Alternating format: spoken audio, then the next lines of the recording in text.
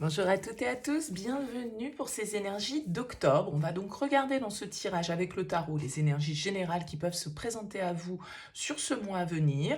Et puis on prendra également deux cartes, une avec l'oracle des chakras et une également avec un tarot, le tarot des fées, plus orienté, on va dire, conseil du mois, plus on va dire introspectif, on va dire, quelque chose sur lequel vous avez peut-être à travailler. Donc, on va faire ça pour chaque signe astrologique. Il est bien évident que ça reste une approche générale et donc il faut toujours prendre le recul par rapport au message. Est-ce que ça vous parle ou non? Si ça ne vous parle pas, vous laissez de côté. Allez voir votre signe ascendant, allez voir votre signe lunaire, essayez de faire un petit mélange de tout ça pour y trouver votre message du mois. Et puis, si rien ne vous parle, pas de souci, vous laissez de côté et c'est que le message ne s'adresse pas à vous pour ce mois d'octobre. Donc, le tirage va être légèrement différent pour ceux qui me suivent de ce que je fais précédemment, un petit peu moins de cartes de tarot pour voir les énergies générales et puis également une partie donc plus conseil et développement personnel, si on peut dire ça comme ça. Prenez donc toujours le recul nécessaire. Si vous souhaitez qu'on poursuive un échange ensemble, qu'on fasse une guidance personnalisée, vous avez mon mail en bas de cette vidéo, lililataro@yahoo.com. Je fais une approche préalable avant la première consultation pour voir si je cerne bien votre situation. Donc quand vous me contactez, mettez juste voilà, le domaine de votre question, c'est pro, c'est sentimental, c'est financier. Ne me donnez pas plus de détails, ne me posez pas de questions parce que parfois dans vos questions, il y a déjà des éléments sur la situation actuelle. Le but de l'approche préalable, c'est de voir si je cerne bien les éléments sans que vous me les racontiez forcément au préalable. Donc juste le domaine, prénom, date de naissance des personnes qui sont concernées et on s'arrête là. Et bien évidemment, après, je reviens vers vous pour vous expliquer un petit peu plus en détail le fonctionnement de tout ça. Voilà pour le préambule. Alors, on utilise, je l'ai dit, oracle des chakras. Ici, ce sera le tarot des fées. Et enfin, on a ce tarot. J'ai mangé son nom qui s'appelle, je ne sais plus. Attendez, je dois avoir la boîte qui est pas trop loin. Eh ben, je l'ai mangé. C'est pas grave. Il est magnifique en tout cas. Je ne l'utilise pas très souvent parce que les cartes sont grandes, mais on va le décrire. Mystical Moment, voilà, ça y est, je l'ai. Bon, allez, on se retrouve tout de suite pour le tirage.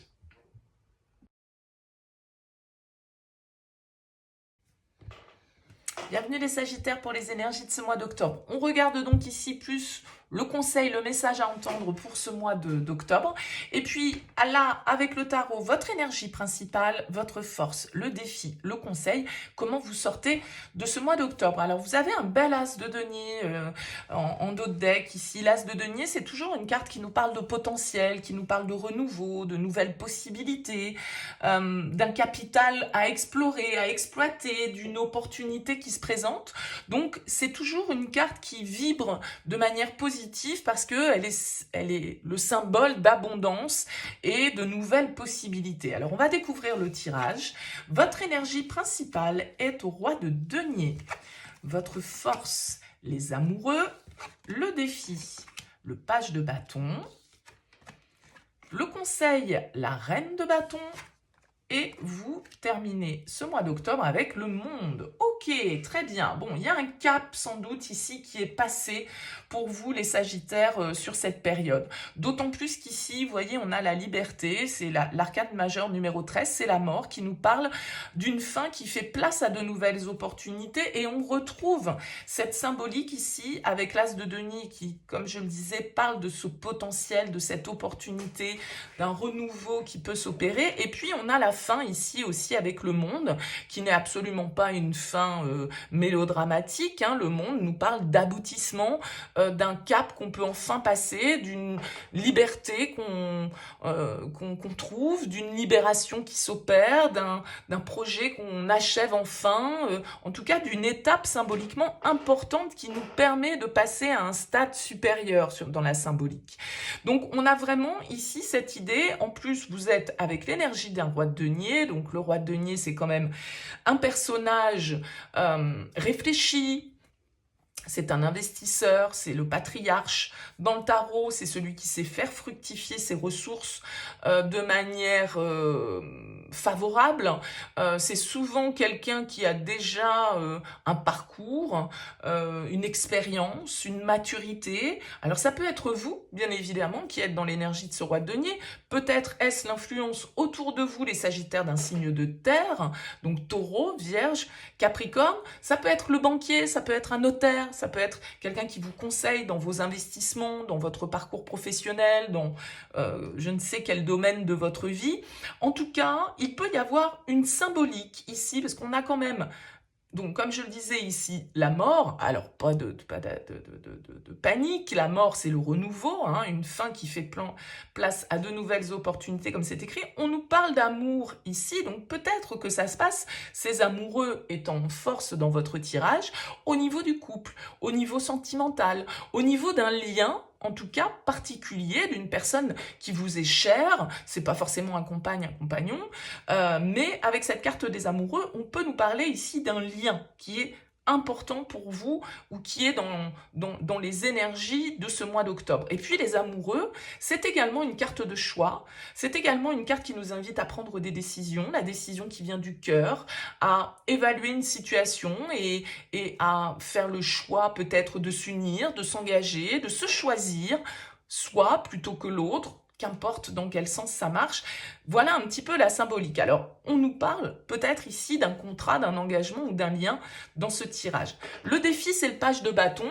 Le défi, ça va être d'oser, pour moi, un petit peu aller vers la nouveauté, parce que le page de bâton, c'est l'explorateur, c'est l'aventurier, c'est celui qui doit faire preuve un peu de spontanéité, ce qui va un petit peu à l'encontre de ce roi de denier qui est beaucoup plus réfléchi, beaucoup plus organisé, et assez cartésien, quoi, hein. Je veux dire, le roi de denier, il aime mettre des chiffres sur les choses, il aime vous voyez, s'assurer que tout va bien fonctionner et que tout est bien dans les règles. Alors peut-être que ce page de bâton en défi, c'est justement un peu la spontanéité qui pourrait nous manquer, la peur de prendre un risque, une forme de timidité, d'hésitation, un comportement un petit peu hésitant comme ça qui pourrait nous freiner. Maintenant, le page de bâton, ça peut être aussi quelqu'un. Alors pourquoi pas un enfant, un ado, une jeune personne avec ce page de bâton, ou quelqu'un qui est jeune,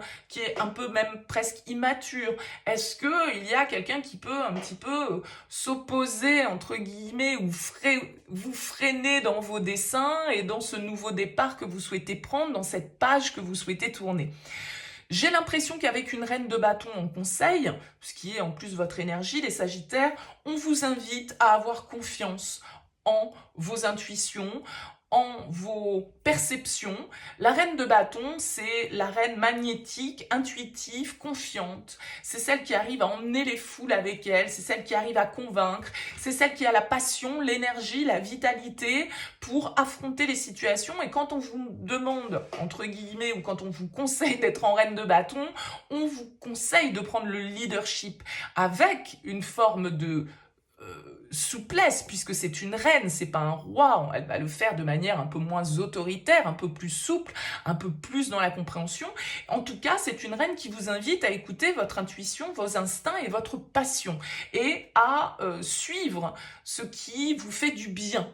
D'accord? Ce qui vous donne le smile, le soleil, l'énergie et le positif. Et puis, comme je le disais, vous terminez avec le monde. Donc, ça veut dire que vous aboutissez ici. Vous aboutissez, vous terminez un cycle important, vous passez un cap, vous prenez un nouveau chemin, vous vous ouvrez à une étape supérieure, vous prenez des décisions qui peut-être, par exemple, pour certains, ça peut être le choix de partir vivre ailleurs, d'entamer un nouveau cycle, je ne sais pas moi, à l'étranger, dans une nouvelle région, d'expérimenter en tout cas ici autre chose, mais avec une maîtrise qui est là de toute façon, hein, avec ce roi de denier.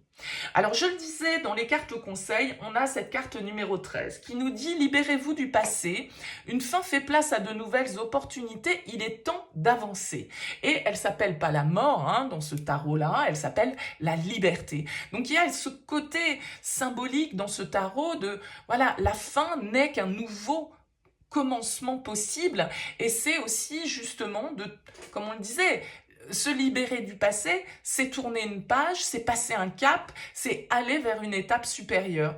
Demain ne sera plus comme hier avec cette carte. En tout cas, on vous invite à passer ce cap. Et puis vous avez, qui plus est, vous avez la 6 d'épée, la 6 de l'hiver dans ce tarot, qui vous dit des changements positifs arrivent. Un soulagement bienvenu en ces temps de troubles, voyager ou déménager. Je le disais tout à l'heure, il pouvait y avoir cette notion-là pour vous dans ce tirage de déplacement, d'ouverture, de changement. D'accord? Et le 6 d'épée, pour moi, symboliquement dans le tarot, c'est une carte de transition. C'est une carte qui nous invite à lâcher prise. Vous le voyez, dans ce tarot, il est également symbolisé par un personnage qui est dans une barque. Il a quitté la rive, il n'est pas encore arrivé de l'autre côté, mais c'est une carte qui nous invite à aller vers le changement, à lâcher ce qui est inconfortable, ce qui est instable, ce qui est sans remise en question possible. On va de l'avant avec le 6 d'épée, on arrête de se prendre la tête sur des trucs qui n'ont de toute façon pas de solution ou pas de finalité forcément évidente. Et là, il y a vraiment cette notion, avec ces deux cartes conseils, de passer à autre chose, avancer vers une nouvelle étape. Faites ce choix, prenez cette initiative. Et on nous parle d'amour ici, c'est pour ça que je disais avec les amoureux, ça peut vraiment être en lien avec une relation, un engagement, un lien particulier, ça peut être vous, votre enfant, c'est pas forcément vous, vos parents, que sais-je, votre sœur, un ami, bon, bref, vous aurez compris, la notion d'amour est assez large et universelle. Et qu'est-ce qu'on a? On a la carte, alors vous avez 23-24, qui nous parle de pardon ici. Le pardon, lâcher prise, oui, laisser le passé derrière vous. Grandir, oui, évoluer, passer un cap, éprouver de la compassion. Et là, on nous parle de gentillesse, de bienveillance, de partage et de capacité à recevoir. Moi, je pense ici que c'est pour ça qu'on nous parle d'un lien particulier. Je suis pas sûre que ce soit de l'amour amoureux, mais je pense qu'en fait, dans une relation importante pour vous, puisque je le disais tout à l'heure avec la carte des amoureux, c'est quelqu'un de proche. Donc, des liens, on n'en a pas qu'un, on en a plusieurs. À vous de voir à quoi vous l'associez. J'ai l'impression ici qu'il y a une dynamique, effectivement. Bon, on la tourne cette page. On arrête de revenir sans cesse sur nos différences, nos divergences, nos conflits. On passe à autre chose. On se libère, on se pardonne.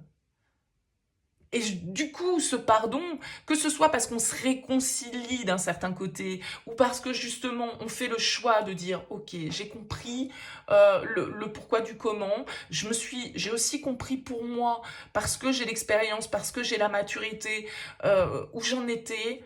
Bon, voilà, arrêtons de ressasser et passons à autre chose en fait. Ensemble, accompagnés, que sais-je. Mais ça peut être vraiment un ami, un enfant, un parent. Ce roi de denier peut parfaitement symboliser le patriarche, comme je le disais tout à l'heure. Voyez. Et peut-être qu'on vous invite ici à faire le premier pas avec ce page de bâton. À tendre la main vers, justement, ce pardon, pour qu'on puisse guérir, pour qu'on puisse avancer, pour qu'on puisse passer à autre chose. Et peut-être qu'ici, ces cartes vous invitent à l'action, puisque ce sont quand même des cartes de bâton. Donc, écoutez votre cœur. Si ce tirage vous parle et qu'on est en train de dire, bon voilà, on va arrêter de se prendre la tête sur des histoires qui font pas avancer.